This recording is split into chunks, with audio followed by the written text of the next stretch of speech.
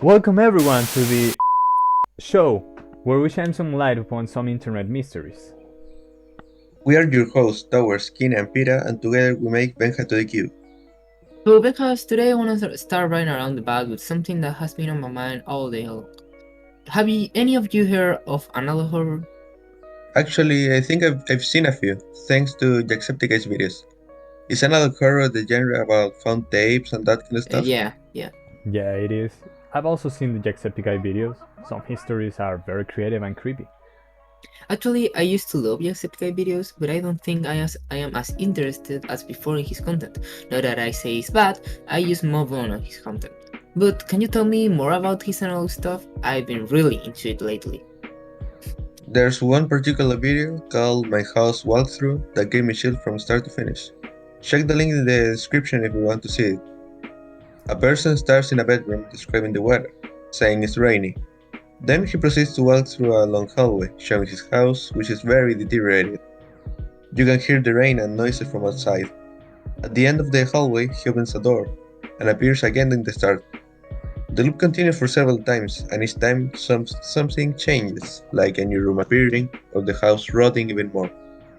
At one point, he even shows the corpses of dead relatives, and in the final loop, the house is covered in some weird red substance. And the video ends. Even though there's no jump scares, no scary creatures, nothing like that, just the ambience makes me shiver. I think the explanation to this could be he was in some kind of purgatory. Hell, I didn't even watch the thing and it gave me chills. Watching it must be creepy as hell. I love the loop concept as a whole, and together with analog horror, it for sure catch my eye. I'll watch it later. Did you know this in particular, Towers? Oh, I didn't see that video in particular. The one that I saw was from King Pixels, which is now doing a ton of things related to the background footage.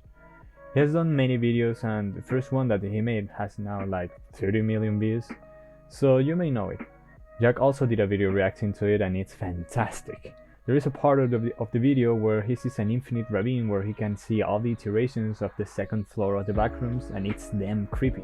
Not gonna spoil the vid, but I really recommend you watch it. Oh, was it the one where the guys were recording near a container at the beginning? Yeah, exactly that one. Did you see it? Yeah, actually, it was the first video about backrooms that I watched. I knew it beforehand though.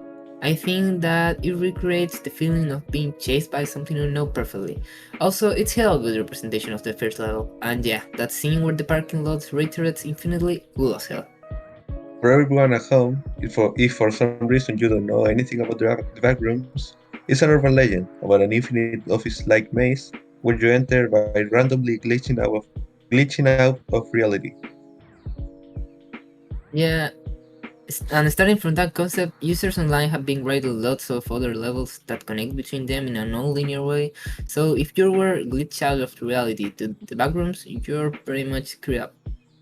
And you know what else is screwed up? The fact that you haven't tried soda, the best soda in the market. Soda, feel it. Now we'll have a little break, but keep listening.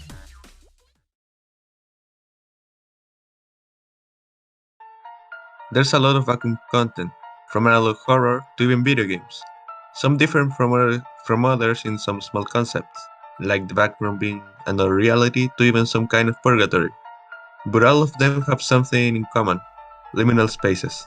Oh, I love living our photos, dude. Me too. I think you've been working on some liminal photos though, am I right? That's right, my dude. I've been taking a lot of liminal photos around my school and some other sites that just seem otherworldly. It's really cool to edit them afterwards and see how what you think it's common can change if you change the point of view or time it's taken. I totally agree. The concept is very awesome by itself. The unsettling feeling always gets on my nerves. Can you please explain what liminal spaces are for the people at home? Well, it has various descriptions, but it's basically a picture of a real or artificially generated 3D place that has no people in it, and it's like a transitional space. To give you an idea of what this is, think of a mall that's usually full of people. The hallways are full and there's huge noise around. Now erase all of them and leave them all empty. Now the mall is noiseless and you're pretty much the only one there. This, for example, is a transition from when the mall usually closes and afterwards, when it opens. being that little breach of time and liminal space. Usually, it is very tethered to the perception of loneliness that can be taken as a peaceful or a thrilling moment depending on the image. And this is why it might feel familiar to us, because it's a picture of a place that's usual for us, but the moment when it's taken is unusual, and that makes it unsettling. There are also a ton of images out there, and Pinterest is where I find the most, and I get many nostalgic memories when I take a look at them. Maybe because they are places that I've seen in my childhood.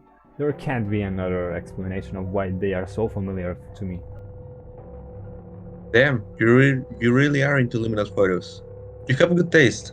So you must be into Terreno Desconocido, the best tabletop game. Unleash your imagination with Terreno Desconocido. Now back to where we were. Do you know weirdcore? It's a subgenre of liminal photos that have weird, as the name says, and confusing text. Oh yeah, it's basically a liminal image with a strange or even paradoxical text that usually talks about the past, messages in third person, concepts, rhetorical questions, etc. It usually refers to the user reading the message, putting him in a dreamlike situation that exceeds the logic of normality. Sometimes it features some cryptic entities which make the thing even creepier, and I love it because it's simply unsettlingly nostalgic and bring me back to the good old times. Wait, let me read you a short story I just found on my phone. My mom died 2 months ago. Since then, I have been living alone in my apartment. Life went on autopilot for a while, until my floor was covered with nasty clothes and my sink was full of unwashed plates. Then I decided to do something about it. I showered and I shaved, vacuumed, and sorted my clothes to take them to the laundromat. Since my apartment didn't have a built-in washing facility, I went to one nearby. I opened the door, nothing, something was odd. There was no one there, not even attendants. I didn't give it importance and filled the washing machines. I noticed that there was a Pac-Man near the coin changer. The doorbell jingled, and two people came in. A strange-looking guy and what seemed to be his daughter, who smiled at me. She had a cute pink shirt. After a while, I looked at the TV that was there and saw the first clue. They were talking about an accident. It will be weird. It wouldn't be weird if it wasn't the exact same story I saw 2 months ago. I remember it because I saw it at the hospital's waiting room. Maybe the two guys were named the same, or nothing. I texted a friend to distract myself,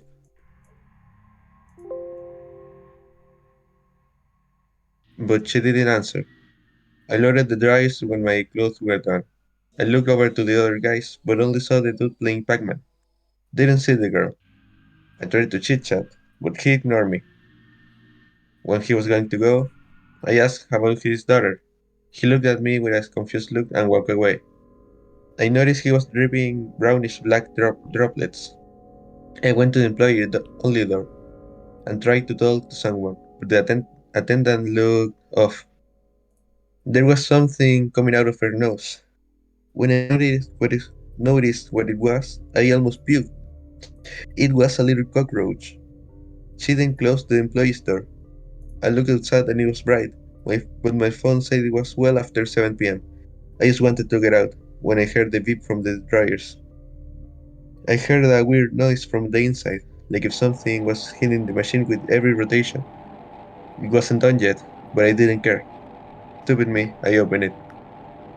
My clothes flew out, as well as a thing that dribbled all over my shoes.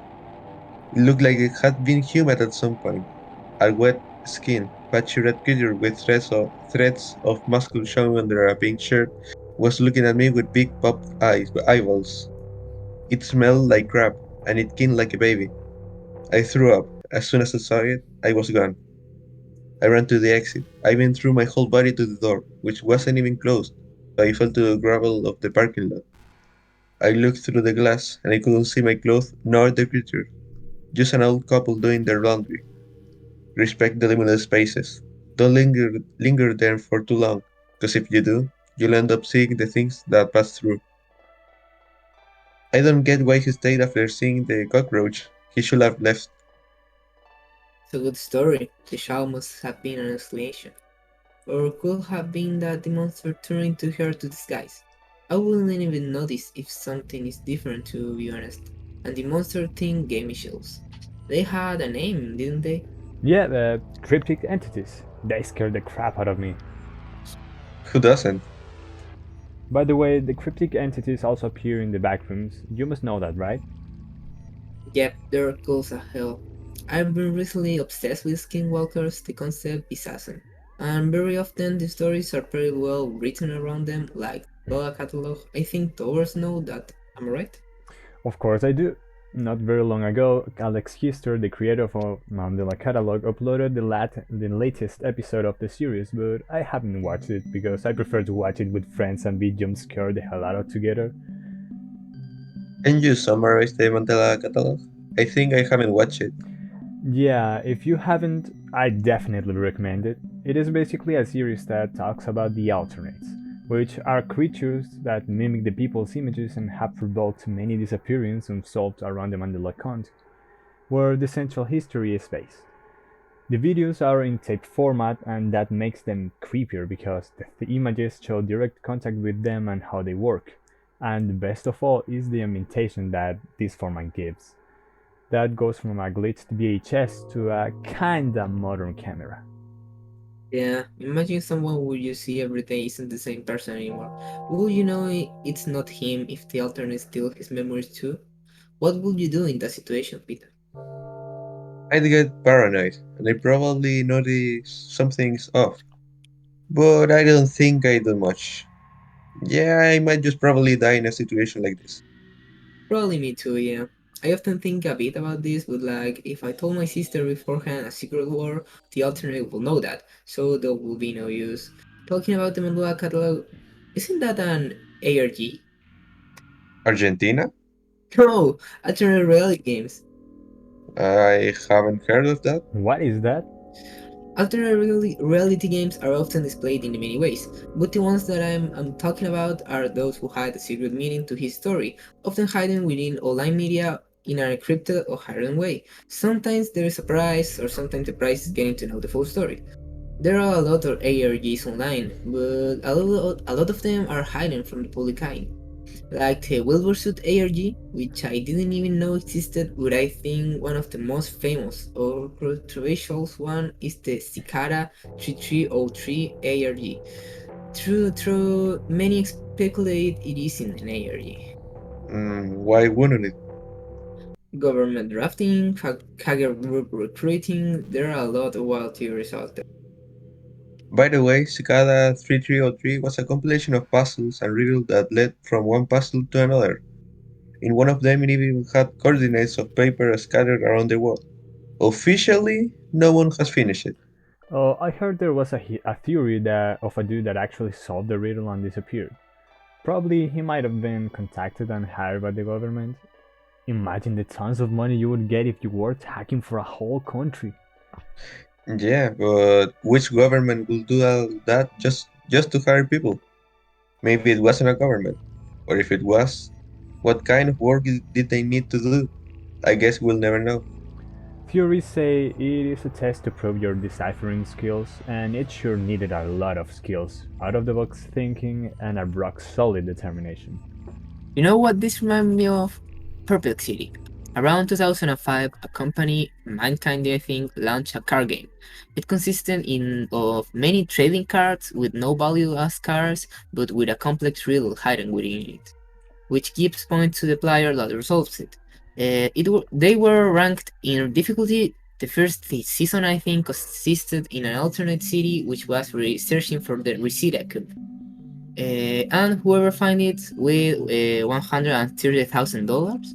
Two of the most difficult riddles was solving the Riemann hypothesis, discarded because of difficulty, but still online, and the other one, solved recently in 2020, 13 years later, was Billion to One, a card which featured a man in front of a camera, the phrase "Find me," and his name, Satoshi. The card was solved by finding Satoshi in Japan after using face recognition AI and a lot of collective effort. There's even a webpage called findsatoshi.com.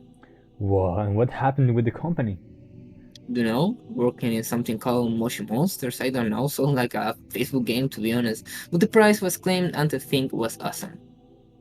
Can you elaborate more on that? I will. But we ran out of time, guys. Any closing word? Be careful of liminal spaces. I might appear inside your walls. I'm hungry. We were towards kind of skinwalker, not gonna lie. Not fun, guys. So, yeah, go hunt some mysteries, solve some ARGs, maybe find Satoshi or whatever. Follow us on social media, everything in the description, and see you all next time. Bye. Bye. Bye.